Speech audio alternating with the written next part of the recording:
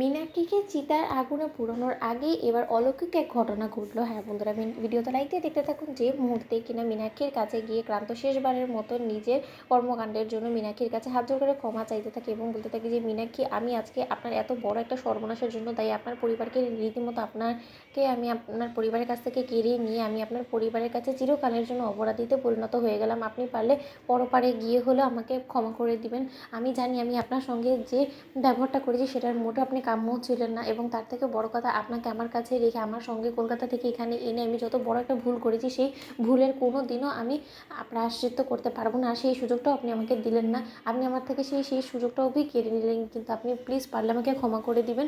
অন্যদিকে এই কথা বলা মাত্রই যখন দুম করেই ক্রান্তের চোখের জলে মীনাক্ষী সাড়া দিতে থাকে এবং মীনাক্ষীর চোখের পাতা নড়তে থাকে, ঠিক সেই মুহূর্তে মীনাক্ষীকে দেখা মাত্র ক্রান্ত বলতে থাকে যে কী ব্যাপার, আমি এক্ষুনি খেয়াল করলাম, কেন জানি না আমার মনে হলো যে মীনাক্ষী হয়তো আমার ডাকে সাড়া দিয়েছে। মীনাক্ষী এক্ষুনি চোখ মেলে তাকিয়েছিল, ওর চোখের পাতা নড়েছিল। ঠিক সেই মুহূর্তে রাই থেকে শুরু করে সকলে বলতে থাকে ক্রান্তর উপরে চড়ো হয়ে, যে ক্রান্ত তুমি কি মনে করছো তুমি এইসব অলৌকিক কথাবার্তা বলে তুমি আমাদের অ্যাটেনশন গেইন করতে পারবে? এইসব ভুলভাল কথা বলে তুমি কোনো মতে আমাদের মন জয় করতে পারবে না এবং আমাদের কাছ থেকে ক্ষমাও পেতে পারবে না।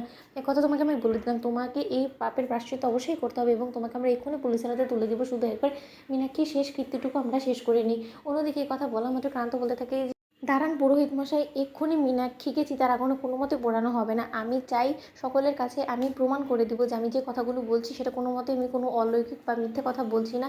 আমি যেটা বলছি সম্পূর্ণরূপে সত্য কথা বলছি। ঠিক সেই মুহূর্তে ক্রান্ত বলতে থাকে যে ঠিক আছে, তাহলে আপনারাই দেখুন, আমি আবারও মীনাক্ষীকে জাগানোর চেষ্টা করছি। অন্যদিকে মীনাক্ষীকে যখন ক্রান্ত আবারও জাগানোর চেষ্টা করতে থাকে, ঠিক সেই মুহূর্তে মীনাক্ষী আবারও যখন জেগে ওঠে, ঠিক সেইটা দেখা মাত্রই রাই বলতে থাকে, সত্যি তো নীলু জেগে উঠেছে, আমি এক্ষুনি দেখলাম।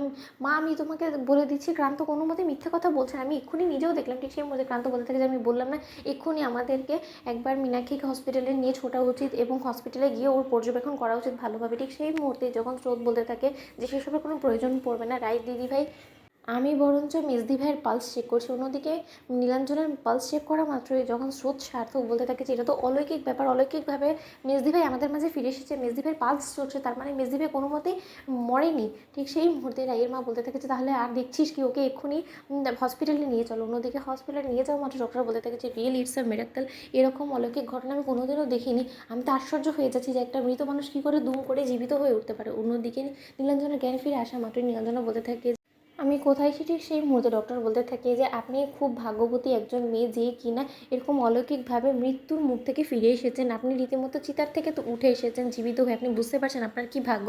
সত্যি বলতে হবে যে আপনি অনেক বড় ভাগ্য করে এসেছেন, নয়তো বা আপনি এরকম করে বেঁচে ফিরবেন সেটা আমরা কোনোদিনও কল্পনাও করিনি। তো বন্ধুরা, ভিডিওটি ভালো লাগলে লাইক এবং শেয়ার করে সাবস্ক্রাইব করুন।